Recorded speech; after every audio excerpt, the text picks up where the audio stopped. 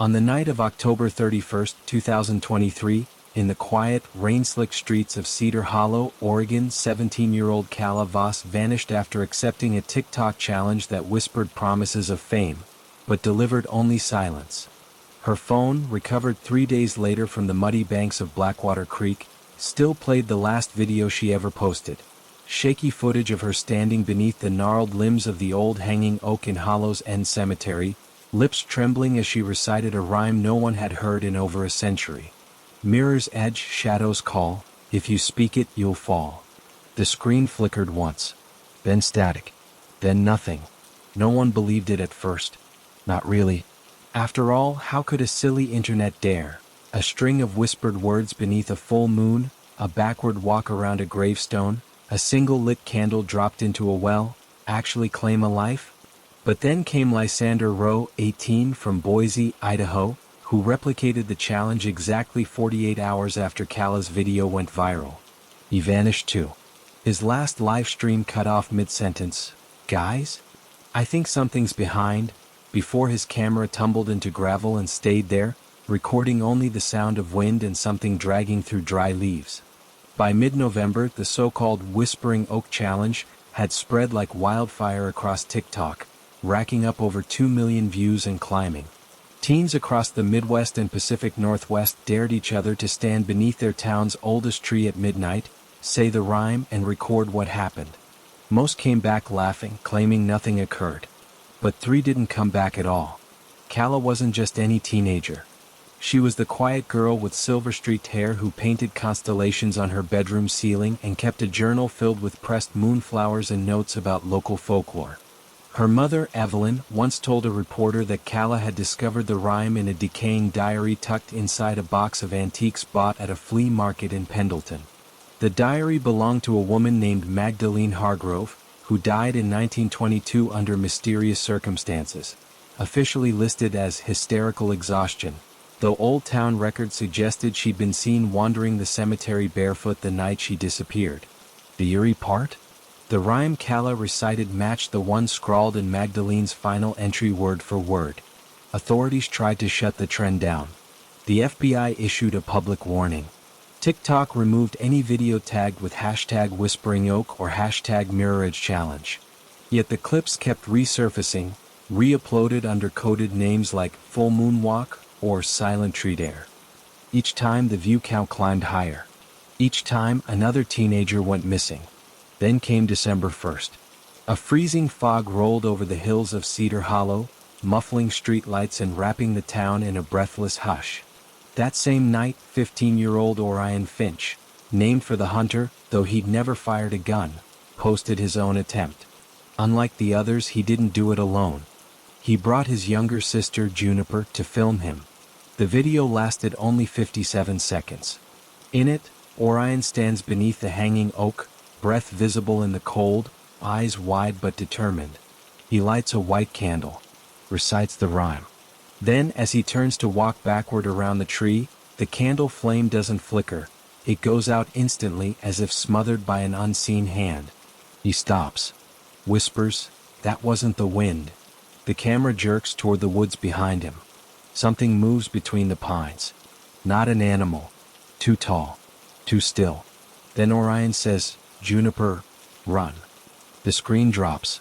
Audio continues. Footsteps, a choked gasp, then a low guttural sound, like stone grinding against bone. Then silence. Juniper was found 2 hours later, curled behind a tombstone, mute and shivering, her hands stained with dirt and something dark that wasn't blood but smelled like wet iron. She hasn't spoken since. Experts dismissed it as mass hysteria. Psychologists claimed the rhyme triggered latent anxiety in suggestible teens. But local elders in Cedar Hollow knew better. They remembered the stories. How, every 100 years, the veil thins near the hanging oak. The same tree where, in 1843, a woman accused of witchcraft was left to die by townsfolk too afraid to hang her themselves. They say she cursed the ground beneath it. Let those who mocked the silence be claimed by it. Kala never mocked it. She was curious. Reverent even.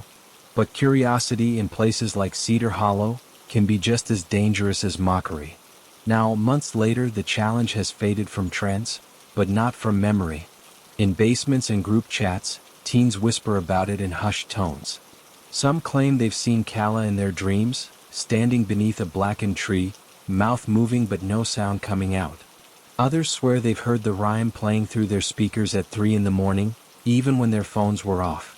And if you ever find yourself near an old oak on a moonless night, especially if your phone buzzes with a notification from an unknown account urging you to try the dare, don't.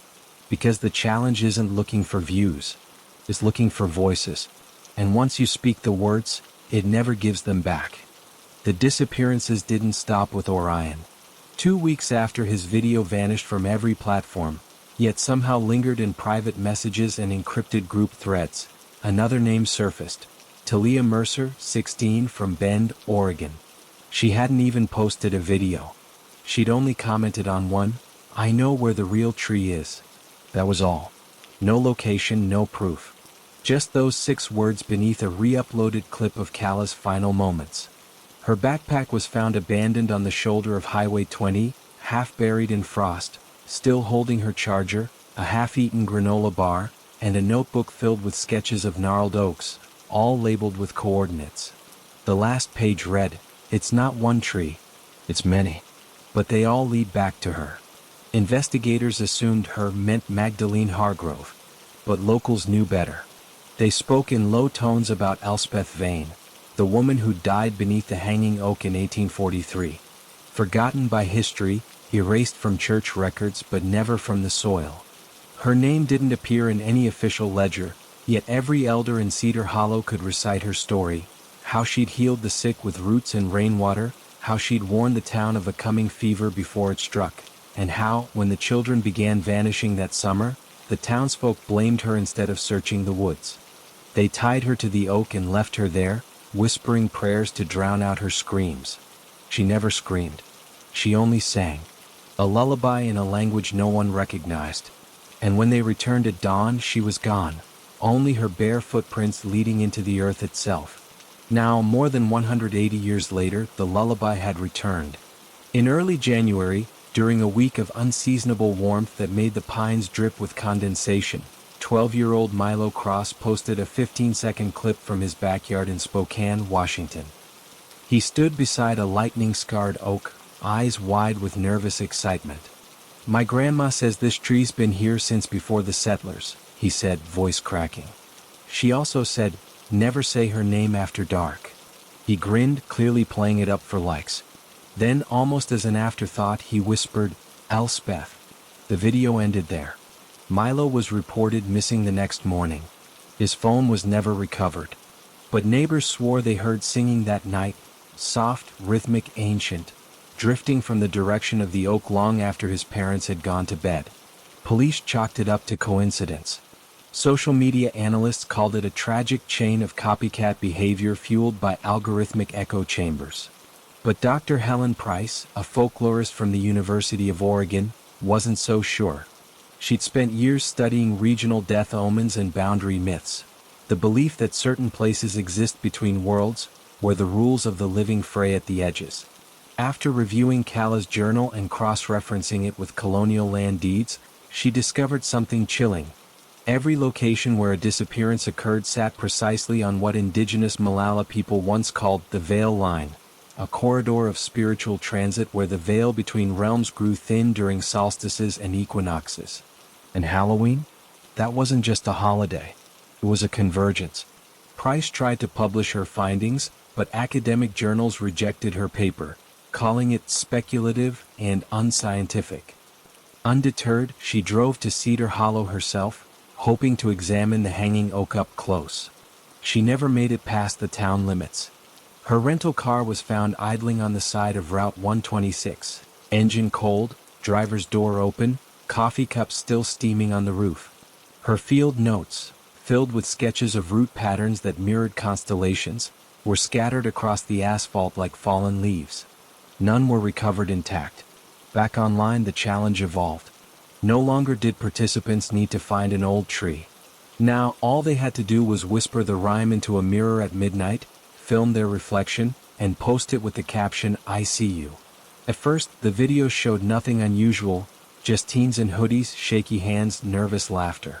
But then users began reporting glitches. Their reflections blinked when they didn't, smiled when they frowned. In one viral clip from a girl in Des Moines named Ren Alcott, her reflection mouthed the words, "Come closer," 3 seconds before the real Ren turned off the camera in panic. She deleted her account that night. 3 days later, her mother filed a missing persons report. TikTok finally cracked down in February, deploying AI filters to detect the rhyme's phonetic signature and auto-delete any audio containing it. But the internet always finds a way. Users began spelling it out in sign language. Others hummed the melody without lyrics. Some simply stared into their cameras in total silence, holding up handwritten signs that read, "I did it. I'm still here." They weren't.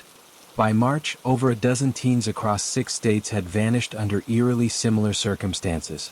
No signs of struggle, no evidence of foul play, just an empty room, a charged phone, and a final, cryptic post.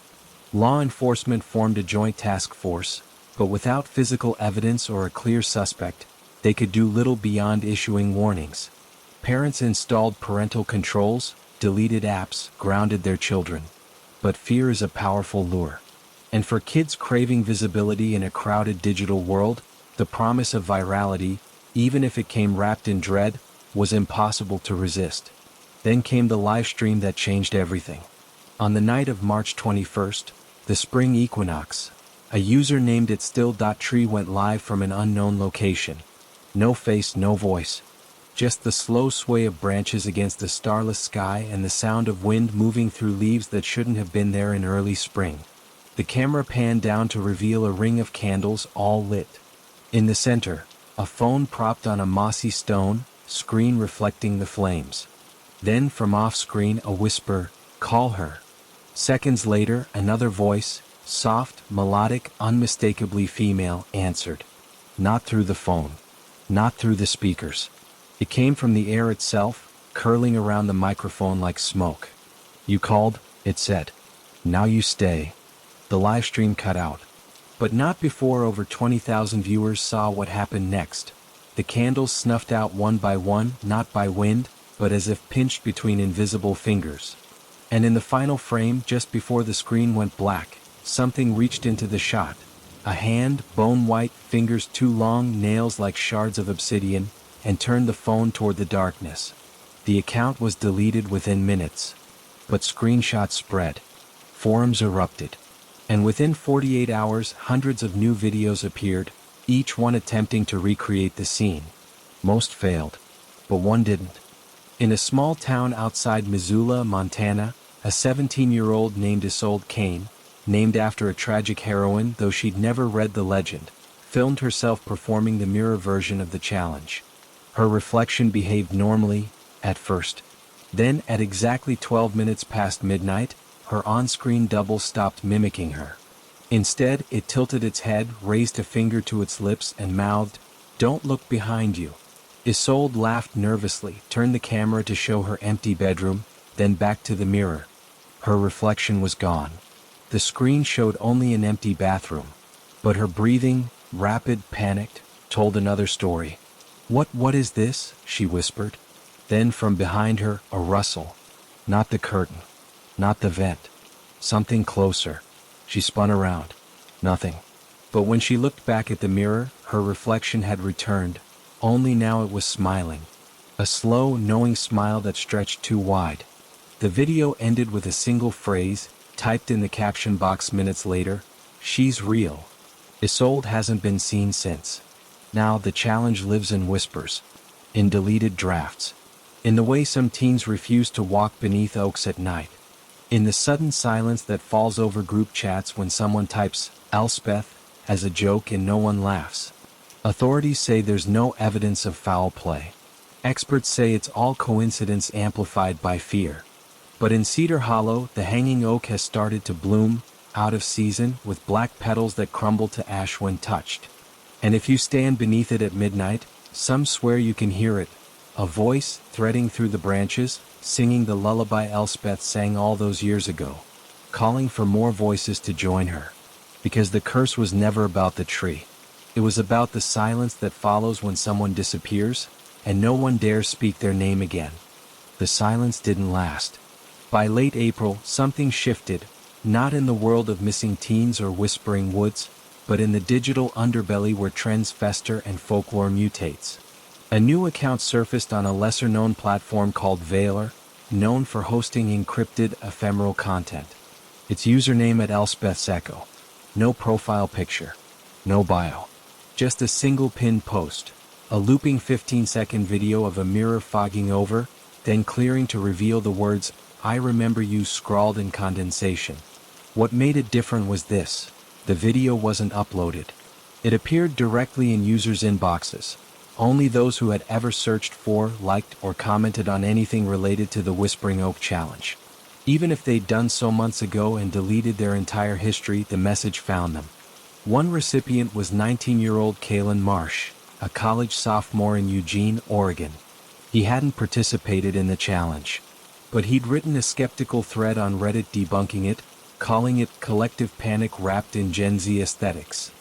He woke to the notification at 3:17 a.m. His phone screen glowed with the mirror video. He dismissed it as a glitch, until his bathroom mirror fogged over the next morning while the shower was off. And there, in his own condensation, were the same words, "I remember you." Kalen didn't vanish, but he stopped sleeping. He recorded every night for a week, camera pointed at his bedroom mirror. On the fifth night, something moved in the reflection. Not him, not his roommate across the hall, but a figure standing just behind his shoulder, draped in what looked like wet bark and shadow. It didn't speak. It only watched. He posted the footage online with a caption that read, "This isn't CGI. This isn't a prank. She's not just in the woods. She's in the glass." Within hours, the video was flagged and removed. But not before it sparked a new wave of experiments. Teens began placing mirrors beneath trees, filming their reflections during thunderstorms, whispering the rhyme not to the wind, but to their own eyes in the glass. And then the first confirmed return. May 9th. A rainy Tuesday in Arcata, California. 16-year-old Ronan Vale, missing since February after posting a mirror challenge video, was found sitting on a bench in Plaza Park, barefoot, drenched and clutching a smooth black stone. He didn't speak for 3 days. When he finally did, his voice was hoarse as if unused for months. He told police he hadn't been gone, he'd been elsewhere. He described a place without sky or ground, only endless corridors of mirrors, each reflecting a different version of himself. One laughing, one weeping, one screaming silently. In the center of it all stood Elspeth, not as a monster, but as a woman with eyes like river stones and hair woven with root and ash. She hadn't taken him, he insisted. She'd offered him a choice, stay and forget the world or return and carry her silence with him. He chose to come back. But something came with him. In the weeks following his return, every mirror in his house cracked overnight. His reflection sometimes blinked out of sync. And on quiet nights, neighbors reported hearing a woman humming from his bedroom window, even when he was at school. Ronan refused to speak about her again. But he did leave one warning, scribbled on a napkin and slipped under his teacher's door. She doesn't want fame. She wants witnesses. The more who see her, the stronger she gets. That changed everything. Until then, adults had treated the disappearances as isolated tragedies fueled by reckless online behavior. But Ronan's return, and his uncanny, unsettling presence, forced officials to consider a darker possibility, that the challenge wasn't just a trend but a ritual. One that fed on attention, on belief, on the raw vulnerability of teenagers standing alone in the dark, asking to be seen. The FBI quietly reclassified the cases, not as runaways or accidents, but as unexplained abductions with possible folkloric elements. A task force with anthropologists and digital ethnographers was assembled. They traced the rhyme's earliest known appearance not to Magdalene Hargrove's diary, but to an oral tradition among the Chinookan peoples of the Columbia River, who spoke of a mirror walker, a spirit that inhabited thresholds, especially places where sight and self could be deceived. According to their stories, the mirror walker didn't kill. It absorbed. It took fragments of those who called it, voices, memories, reflections, and wove them into its own being. The more it was summoned, the more real it became. And now, after millions of views, thousands of recreations and countless whispers in the dark, it was very real indeed. In June, during the summer solstice, the longest day but also the deepest night in the spirit world, something unprecedented happened. At exactly midnight across every time zone in the continental United States, every smart mirror, every phone screen left idle, every car dashboard display flickered to life. Not with an app. Not with a notification. Just static, then a single image. The hanging oak in Cedar Hollow, but twisted, its branches now forming a face, hollow-eyed, mouth open in song. And from every speaker, no matter how small, came the lullaby. It lasted only 17 seconds. Then normalcy returned. But for those 17 seconds, over 8 million devices played the same sound. And in homes from Maine to California, children woke screaming. Parents reported seeing figures in mirrors that weren't there when they turned around. Security cameras captured shadows moving through locked rooms. Worst of all, 3 more teens went missing that night. This time, authorities acted fast. Emergency alerts were sent. Schools held assemblies warning students not to engage with any content involving mirrors, oaks, or rhymes. TikTok, Instagram, and YouTube implemented real-time audio recognition to block the melody. Yet the core truth remained: you didn't need to post to be seen. You only needed to know. And knowledge, once shared, couldn't be unshared. Now, as autumn returns and Halloween approaches again, a quiet dread settles over towns where oaks grow old and mirrors hang in hallways. Parents cover reflective surfaces at night. Teens avoid live streams after midnight. And in Cedar Hollow, the hanging oak's roots have begun surfacing in neighboring yards, black, slick, pulsing faintly as if breathing. But the most chilling detail? Calavasa's journal, recovered from her bedroom closet by investigators months ago, contained a final, previously overlooked entry dated October 30th, one day before her disappearance. In careful script, she'd written, "She doesn't take everyone, only those who look back. So if you hear her song, don't turn around. And whatever you do, don't say her name twice. Because the first time calls her. The second time invites her in." The second call came sooner than anyone expected. It happened not in a forest or a cemetery, but in a brightly lit suburban home in Naperville, Illinois. A place with manicured lawns, smart thermostats, and motion sensor porch lights that blinked on at the slightest disturbance. 14-year-old Alara Finch, no relation to Orion, though she'd seen his video 100 times, was doing her science homework when her tablet pinged. A notification from an app she didn't recognize: "Mirrorlink, your reflection is waiting." She hadn't downloaded it. But there it was, icon glowing like wet ink on her screen. Curious, she tapped it. The screen went black. Then, slowly, her own face appeared, not from the front camera, but as if reflected in a distant mirror. Only it wasn't quite her. The eyes were too wide. The smile too knowing. A second later, the reflection mouthed 2 words: "Say it." Alara froze. She knew the stories. Everyone did now. Schools had shown cautionary videos. News anchors spoke in hushed tones about digital folklore with real-world consequences. But Alara had always believed she was too smart for it, too logical, too aware of how algorithms worked. Yet in that moment, with her heartbeat loud in her ears and the house silent around her, something primal overrode reason. She whispered, barely audible, "Elspeth." Nothing happened. Relief flooded her. She laughed nervously, reaching to close the app, only to find it wouldn't quit. The reflection remained. And then, in the background behind her digital self, a figure stepped into view. Tall. Draped in what looked like woven bark and smoke. Alara dropped the tablet. It shattered on the floor. But the screen stayed lit. And from the speakers, clear as if standing in the room, came a voice, soft, ancient, layered with echoes. "You called twice." She ran. Her parents found her curled in the basement closet, trembling, repeating, "She's in the glass, she's in the glass," over and over. They called the police. Tech specialists scanned the house for malware, hacks, anything. They found nothing unusual, except that every mirror in the home, including the rear view in the family car, now bore a faint residue that smelled like damp earth and burnt sage. Ilara hasn't looked at a reflective surface since. Her case reignited national panic.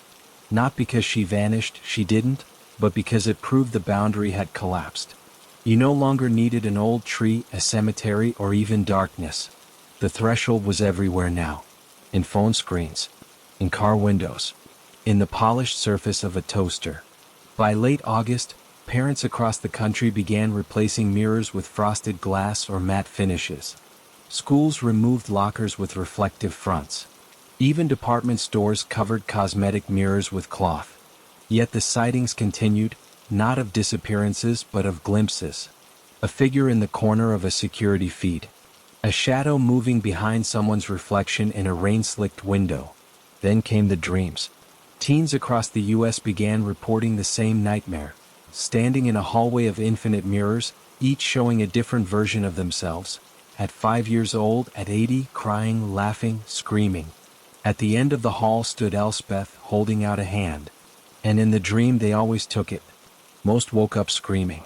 But some didn't wake up at all. In early September, 17-year-old Soren Pike from Asheville, North Carolina, was found asleep in his bed, heart beating, lungs breathing, but unresponsive. Doctors called it a persistent vegetative state, though his EEG showed unusual activity. Bursts of neural patterns matching those of people actively dreaming. His mother, desperate, recorded his room with night vision cameras. On the third night, the footage captured something impossible. His reflection in the closet door moved independently. It sat up while his body lay still. It turned its head toward the camera. And then it whispered, "She's teaching us how to stay." No one knew what that meant, until the first return began to change. Ronan Vale, the boy who came back from the mirror corridors, stopped attending school in October. Neighbors said he spent his days walking barefoot in the woods behind his house, collecting black stones and whispering to trees. Then, one afternoon, his mother saw him standing in front of the bathroom mirror, not looking at his reflection, but speaking to it, in a voice that wasn't his. When she asked what he was doing, he turned slowly and said, "She's not just in the mirrors anymore. She's learning how to wear us." The implication sent a cold ripple through the underground network of families affected by the challenge. If Elspeth could mimic voices, if she could linger in reflections long enough to study mannerisms, expressions, tone, what was stopping her from stepping out? Not stepping out as a monster, but as someone familiar, someone trusted. The fear shifted from vanishing to replacement. Parents began testing their children with questions only they would know. Inside jokes, childhood nicknames, secret fears. Teens double-checked friends' memories before accepting rides home. In online forums, users shared proof-of-life prompts. What did we eat last Tuesday? What song was playing the first time we met? Because if you couldn't trust your eyes, you had to trust your history. But history, it turned out, could be rewritten too. In mid-October, a video surfaced on a dark corner of the internet. Grainy, shaky, timestamped October 29th. It showed Calla Voss, alive, standing in what looked like a sunlit forest glade, wearing the same sweater she'd had on the night she disappeared. She spoke directly to the camera, calm, composed. "I'm not dead," she said. "I'm awake, and I finally understand. She's not evil. She's forgotten." And every time someone speaks her name, she remembers a little more of who she was before they called her a witch. The video ended with her smiling gently and adding, "Tell my mom I'm okay. And tell everyone, stop fearing her. Just don't invite her in." The clip vanished within hours. But not before millions saw it.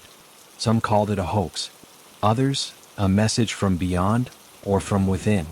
Psychologists suggested it was a deep fake crafted by someone with access to Calla's old footage. But her mother, Evelyn, swore it was her daughter. She used that exact phrase, "I'm not dead, I'm awake," when she was 8 and woke from a nightmare, she told a reporter, tears in her voice. No one else knew that. The video fractured the narrative. Was Elspeth a predator? Or a prisoner? The answer perhaps was both. As Halloween approached again, the 1-year anniversary of Calla's disappearance loomed like a storm front. Cedar Hollow braced itself. Police patrolled the cemetery. The hanging oak was cordoned off with yellow tape, though locals claimed the tape vanished every morning, reappearing tied in intricate knots around nearby gravestones. On the night of October 31st, a full moon hung low and heavy over the Pacific Northwest. Across the country, phones buzzed at precisely 11:59 p.m. Not with calls. Not with alerts. Just a single image delivered silently to every device that had ever engaged with the challenge. A mirror. Empty. Waiting. And in the reflection, just barely visible in the corner, a hand reaching out. Most people turn off their screens. But not all. Somewhere in Cedar Hollow, beneath the hanging oak now draped in black vines that hadn't been there a week ago, a candle flickered to life. Then another. Then a circle of them, lit by no visible hand. The wind carried a whisper, not the rhyme this time but a name. Calla. And from the darkness beyond the flames, a voice answered, not scared, not angry but serene, I'm here. The challenge was never about dying. It was about becoming part of the story. And stories, once told, never truly end. They only wait for someone new to whisper them again. The candlelight didn't flicker. It held steady, unnaturally so, as if the wind itself had stopped to listen. From the edge of Hollow's End Cemetery, Deputy Marlowe Briggs watched through binoculars, his breath curling in the cold air. He'd been stationed there all night, part of a county-wide alert issued after dozens of teens across Oregon and Washington had posted cryptic stories about returning the call. None showed their faces. None used their real names. But the symbols were consistent.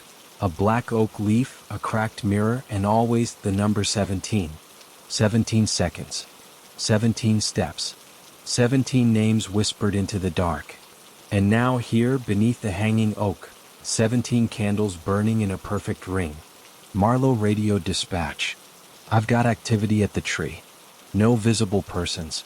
But the candles, they just appeared. Static crackled back. Briggs, get out of there. You know the order. He hesitated. His niece, Waverly, had been one of the first to vanish after replicating the challenge back in November. She'd left behind only a journal entry. I don't think she takes you. I think she asked. And if you're lonely enough, you say yes. That was why he stayed. Not for duty. For answers. Slowly he stepped past the tape. The grass beneath his boots felt spongy wrong, like walking on skin. As he neared the ring of candles, the air grew thick with the scent of petrichor and something older, like crushed herbs from a forgotten apothecary. Then, from the center of the circle, a voice, low, melodic, achingly familiar. Marlowe. He froze. It was Waverly's voice. Exactly as he remembered it. Don't, he whispered. Don't use her voice. A figure emerged from the shadows, not Waverly, not quite. She wore Waverly's jacket, her same silver moon-phase necklace, but her eyes held depths no 17-year-old should possess. Her skin shimmered faintly like light through water. I'm still me, she said, stepping toward him. Just more. He raised his flashlight. The beam passed through her shoulder like mist. You're not her, he said, voice breaking. You're wearing her. She tilted her head, expression softening. She chose this. She was tired of being invisible. Here she's seen. Truly seen. And she gets to help others who feel the same. Help them disappear? No, Waverly, or the thing wearing her, replied gently. Help them belong. Behind her, the oak's bark split open just enough to reveal a narrow hollow. Inside glowed a soft, silver light. And from it came the faint sound of voices, hundreds of them overlapping in whispers, laughter, lullabies. Calla's voice. Brian's. Ronan's. Talia's. All woven together like threads in a tapestry. Marlowe stepped back. What do you want? We don't want, she said. We wait. For those who ask. For those who feel the world doesn't have a place for them. She gives them one. She steals them. She answers them. The distinction hung in the air like smoke. Then from the woods beyond the cemetery, another light appeared, a phone screen bobbing through the trees. A teenager. Alone. Hood pulled low. Recording. Marlowe's blood ran cold. No, don't, he shouted, but it was too late. The teen, 16, male, face obscured, stopped at the cemetery gate. He raised his phone toward the oak. Toward Waverly. toward the candles. And he whispered, "Elspeth, I see you." The moment the words left his lips, the 17 candles flared white-hot, then snuffed out simultaneously. Darkness swallowed the clearing. When the moonlight returned seconds later, the teen was gone. His phone lay on the ground, screen shattered, still recording. The footage, later recovered by investigators, showed only static for 30 seconds. Then a single frame. The boy standing inside the oak's hollow, surrounded by faces, Calla smiling gently, Orion nodding, Waverly reaching out her hand. And behind them all, a woman with long root-like hair and eyes like polished river stones, watching the camera not with malice but with sorrow. The video ended with a whisper, "We're not lost. We're waiting." News of the incident spread fast. But this time the public reaction was different. Not just fear but fascination. Sympathy even. Online hashtags like #TheyChose and #NotMissing emerged. Comment sections filled with stories of depression, isolation, the crushing weight of being unseen in a world obsessed with performance. "If she offers peace," one user wrote, "who are we to call it a curse?" The narrative was fracturing. In Washington, D.C., lawmakers debated whether to classify the phenomenon as a public health crisis or a new form of digital spiritualism. Religious scholars compared Elspeth to psychopomps, guides of souls, not takers. Therapists noted a disturbing trend. More teens were openly expressing desire to meet her, not out of thrill-seeking but out of despair. "She's become a symbol," Dr. Lena Cho, a clinical psychologist, explained on a national broadcast. "Not of horror but of refuge. And that's far more dangerous than any monster. Because you can lock your doors against monsters. But how do you protect someone from wanting to be seen?" By December, Cedar Hollow had become a pilgrimage site. Not for gawkers but for the grieving, the lonely, the quietly broken. They didn't come to challenge. They came to ask. Most left unchanged. But some didn't leave at all. Locals reported lights in the cemetery long after midnight. Not flashlights. Not phone screens. A soft, internal glow emanating from the hanging oak itself, as if it housed a heart now, pulsing gently beneath the bark. And on still nights, if you stood at the edge of the woods and listened closely, you could hear it, not screams, not cries, but singing. Dozens of voices, harmonizing in a language no linguist could place, yet somehow understood by anyone who'd ever felt alone. Then came the winter solstice, the longest night of the year, and the night Elspeth was said to walk freely. At precisely 12:07 a.m., every mirror in Cedar Hollow fogged over. Not with steam. With breath. And in each one, a single word appeared, written as if by an invisible finger. Stay. No one vanished that night. But 3 teens who had been on suicide watch for months were found the next morning calm, centered, speaking of a woman who showed me a place where I matter. They refused therapy. Refused to denounce what they'd seen. "She's not evil," one said. "She's the first one who didn't look away." Authorities were helpless. You couldn't arrest a myth. You couldn't medicate a mirror. And so the world adapted. Schools began wellness programs focused not just on mental health but on belonging. Communities created scene clubs, safe spaces where teens could speak without performance, exist without metrics. Churches, synagogues, and community centers opened their doors after dark, not to preach but to listen. Because the real lesson of the Whispering Oak Challenge wasn't about a curse. It was about the cost of invisibility. Now, as another Halloween approaches, this one in the year 2026, the hanging oak stands taller, its branches spreading wider, its roots now threading beneath Route 126 like veins. Tourists leave offerings at its base, handwritten notes, pressed flowers, unlit candles. Some say the notes disappear by dawn. Others swear they're woven into the bark by morning. And if you visit at midnight, alone, with an honest heart and no phone in hand, you might hear it, the soft rustle of leaves forming words, not in warning but in invitation. You don't have to vanish to be found. But beware.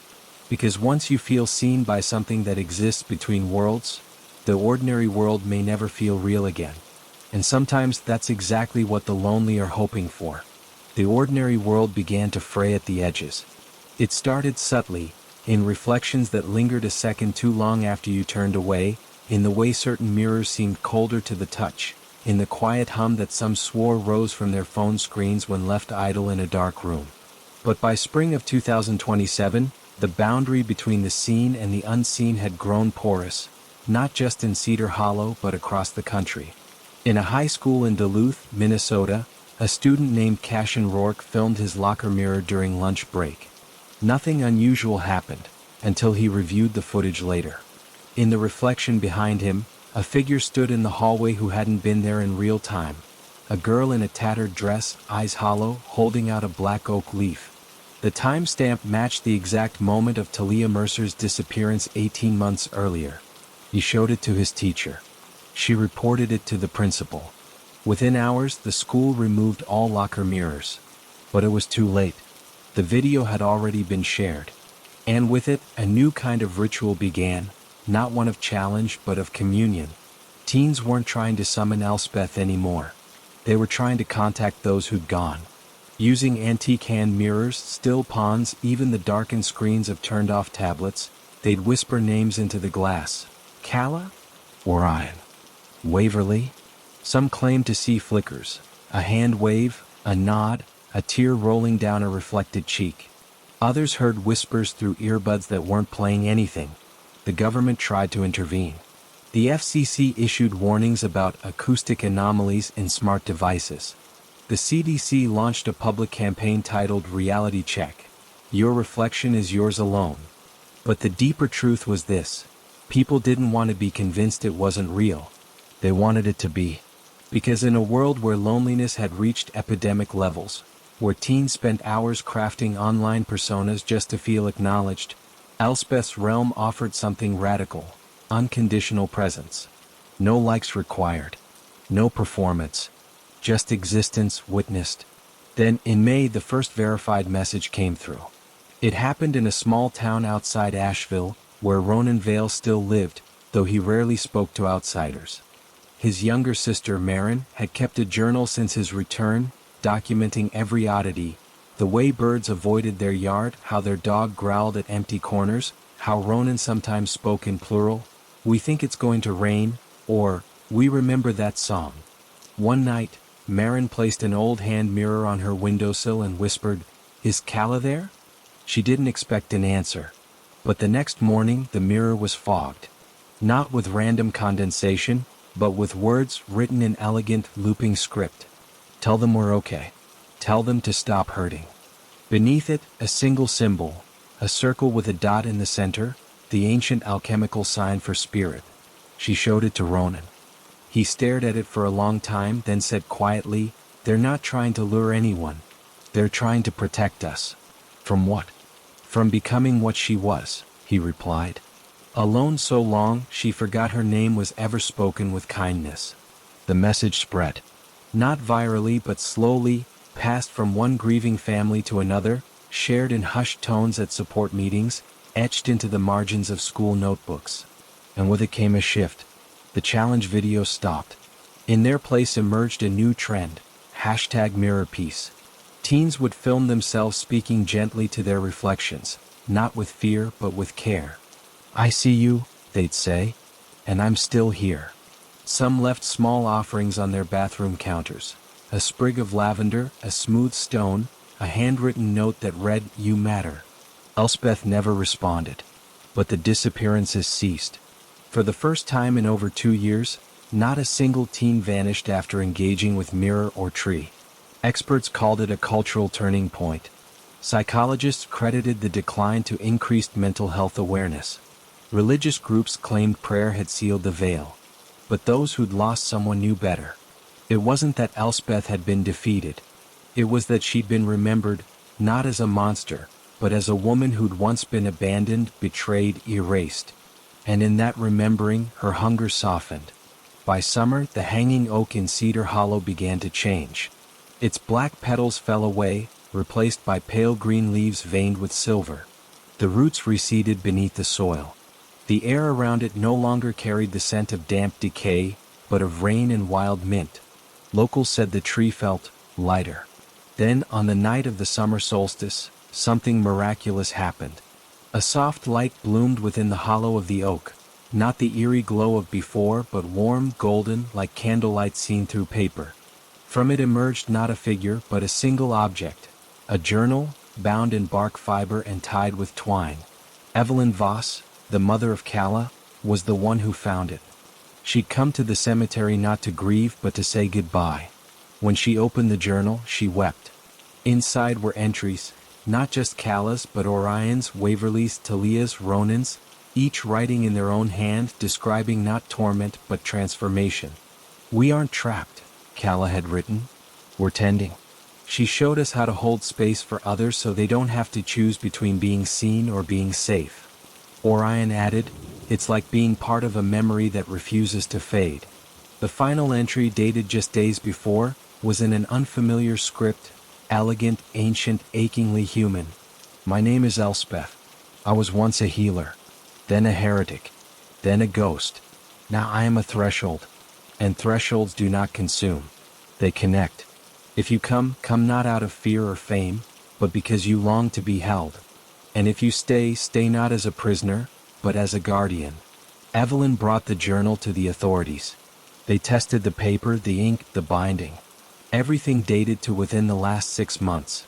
Yet the handwriting matched none of the missing teen's known samples. Except, oddly, it matched fragments found in Magdalene Hargrove's diary from 1922. And in the margins of Elspeth's entry, a single pressed flower, moonflower, Calla's favorite, still fragrant, though it should have crumbled to dust decades ago. The journal now rests in a climate-controlled archive at the University of Oregon, though Evelyn keeps a certified copy beneath her pillow. She reads from it every night, not as a mother mourning but as a witness honoring. And in towns across America, something quiet and profound continues to unfold. Teens still gather beneath old trees. They still whisper into mirrors. But now they do so not to dare but to listen. Because the true curse was never the rhyme. It was the silence that followed when no one believed you'd been seen. Now the world is learning to look, and to look with kindness. And somewhere in the space between reflection and reality, a woman who once sang to drown out her own loneliness finally hears her name spoken not in fear, but in gratitude. She doesn't take voices anymore. She returns them, changed but whole. And the mirrors? They're just glass again. Unless you need them not to be. But the mirrors are never just glass. Not really. Because 3 nights ago, in a quiet suburb of Portland, a 12-year-old boy named Ellis Pike stared into his bathroom mirror after brushing his teeth. He'd never posted a challenge. Never whispered a name. Never even visited Cedar Hollow. But as he turned off the light, his reflection didn't move. It stayed, smiling, waiting. And when Ellis backed away, heart hammering, the reflection finally blinked, and mouthed 2 words he'd never heard before, yet understood instantly. "She's listening." The next morning, Ellis seemed fine. He ate breakfast. He kissed his mom goodbye. He boarded the school bus. But his teacher noticed something odd at roll call. Ellis responded to his name, a full 3 seconds after it was called. As if he'd been somewhere else just for a moment and had to find his way back. That evening, while washing dishes, his mother glanced out the kitchen window and saw Ellis standing perfectly still in the backyard, facing the old oak at the property line. It wasn't an ancient tree, just a backyard maple. But its leaves were black. And they weren't moving in the wind because there was no wind. Yet they trembled, like they were breathing. She called his name. He turned, smiled, walked inside. But as he passed her, she caught the scent, not of soap or sweat, but of wet earth and crushed moonflowers. And when he went upstairs, she checked the bathroom mirror. Fogged, with a single word drawn in the condensation. Soon. No one panicked. No alarms were raised. Ellis acted normal. Too normal. He laughed at the right times. Made eye contact. Even volunteered to help his little sister with homework. A boy who'd never shown patience before. But last night, his mother woke to silence. Not the usual creaks of the house. Not the hum of the refrigerator. Pure, hollow silence, as if the air itself had been sucked out. She went to his room. His bed was empty, but his phone lay on the pillow, screen lit. Open to the camera app. Front facing. And in the reflection, Alice, standing in what looked like a forest she didn't recognize, surrounded by figures she couldn't quite see. Behind them all, beneath a tree with black leaves and silver veins, stood a woman with long root-woven hair. She wasn't smiling. She was nodding, as if in gratitude. The video had no audio, but the caption beneath it, typed in Alice's account just seconds before the signal died, read, "Don't look for me. I finally belong." Authorities searched the woods behind the house. Found nothing. No footprints. No broken branches. Only a single black leaf on Alice's windowsill, though no tree within 50 miles bore leaves of that shape or shade. And this morning at precisely 3:33 a.m., every mirror in the Pike household fogged over at once. Not with words. With faces. Dozens of them, Calla, Orion, Waverly, Talia, Ronan, and others no one recognized, pressed against the glass from the other side, eyes wide, mouths moving in silent unison. Watching. Waiting. Because the truth no one wants to admit is this. Elspeth isn't stealing children anymore. She's recruiting. And the most terrifying part? They're going willingly. Not because they're cursed, but because, in a world that never truly saw them, she finally did. And now she's teaching them how to see you back. Tonight, check your mirror. If your reflection blinks when you don't look away. But whatever you do, don't say her name. Even once. Because she's not waiting in the woods anymore. She's waiting in the silence between your breaths. And she's learned how to answer without being called.